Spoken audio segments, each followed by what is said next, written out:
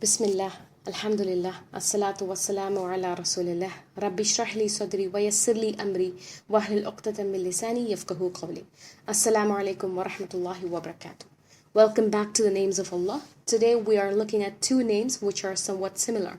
The names are Al-Malik and Al-Malik. Now, just for the sake of a clear explanation, we will also be briefly touching another similar name which is not in the Shaykh Uthaymin list that we are following, but can be found in another equally authentic list.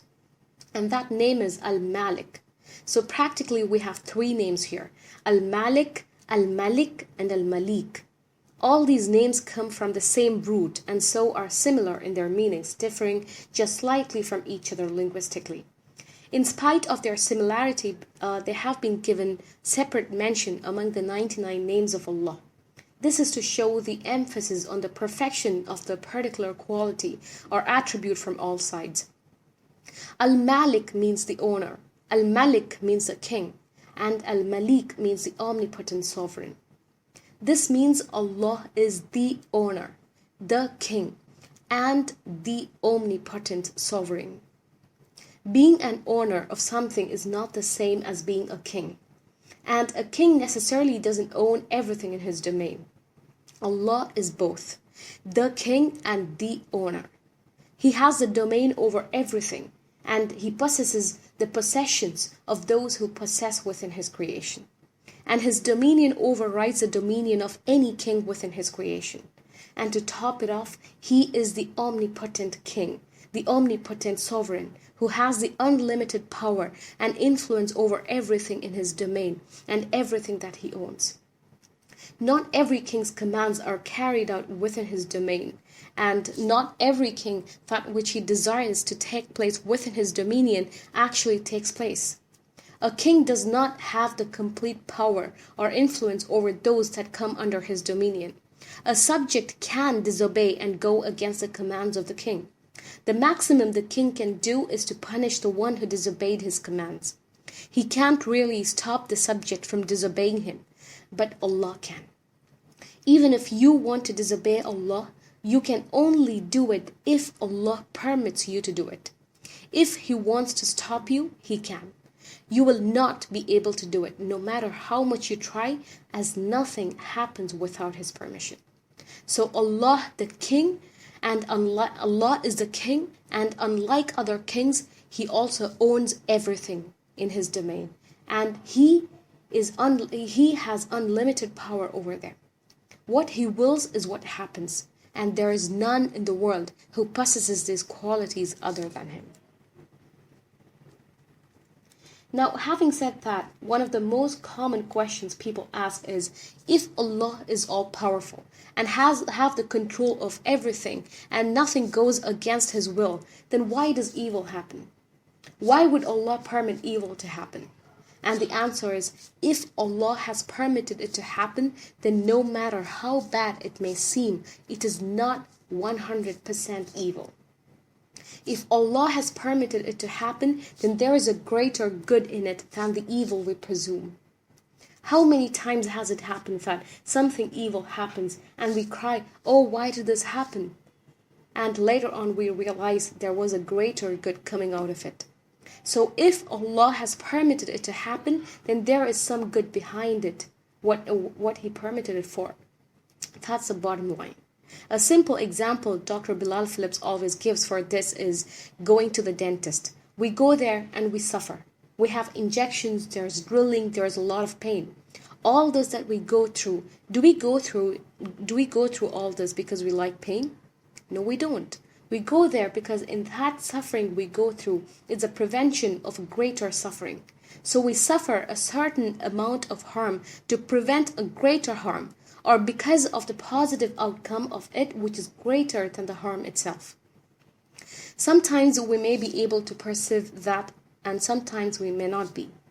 Like, for example, if it's a child you're taking to the dentist to, the child would definitely not like to go to the dentist ever again once he's known the pain, because no matter how much you explain to him, he will not understand the good that all that pain will do to him in the long run. He can't see the good, and all he sees is a pain. He can't see what the bad tooth is going to do to him. So like the child who is unable to see the good behind it, similarly, in certain incidents in our lives, we can't see the good. So we think this is all evil. But the reality is nothing takes place in our lives that's only evil and has no potential of a positive outcome. Allah subhanahu wa ta'ala is the owner of the Day of Judgment. His rule on the last day is complete. He is a sovereign. His dominion is ultimate. Possession and ownership of anything in this world, for us, is a result of Allah giving us possession of it. This should give us a sense of responsibility that this is really not ours, that it's a trust and a manna that we have to give it back to its rightful owner anytime he decides to take it back, and that we will be accountable for. This should make us humble regarding whatever we may possess, and this certainly includes our children just like everything else. Every single day that we spend with them is an amana we should feel responsible for and know that we will be accountable for, and be prepared for when and if their rightful owner takes them back. May Allah grant us the understanding, and may Allah grant our children righteousness and long lives. Ameen. Also, the belief that the absolute rule belongs only to Allah also means that we shouldn't do anything that displeases Him. If any other ruler in this world calls us to do something that's displeasing to Allah, then there is no obedience due to that ruler. Absolute obedience belongs only to Allah subhanahu wa ta'ala. Our obedience to others should be for the sake of Allah, or at the very least, not contradicting our obedience to Him. This means if your husband does not like you wearing the hijab, you don't have to obey him, and as a matter of fact, you shouldn't. There are lots of sisters who are in such a situation.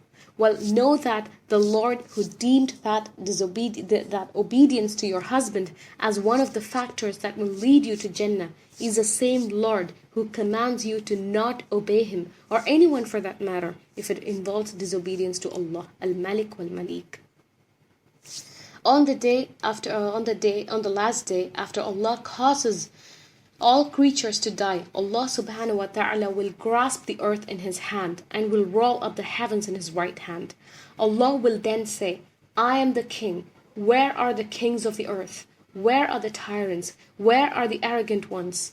On this day, Allah subhanahu wa ta'ala alone has sovereignty, when there will no longer be any others making such claims, when every king and his kingdom will have disappeared, when every arrogant tyrant and his dominion will have vanished, and their claims would have disappeared with them. By knowing Allah as Al-Malik and Al-Malik, we learn that in His hand is a power. Whenever you feel disheartened, tell yourself Allah subhanahu wa ta'ala is your true king, and you are in His power. Only He has a power to lift you out of your hardships. He does whatever He wants. When something bad happens to you, know this is from the wisdom of Allah subhanahu wa ta'ala. And no matter how impossible a situation is, always ask Allah subhanahu wa ta'ala for a way out. Nothing is impossible for Him. All kings and owners, just or unjust, are low compared to Allah subhanahu wa ta'ala.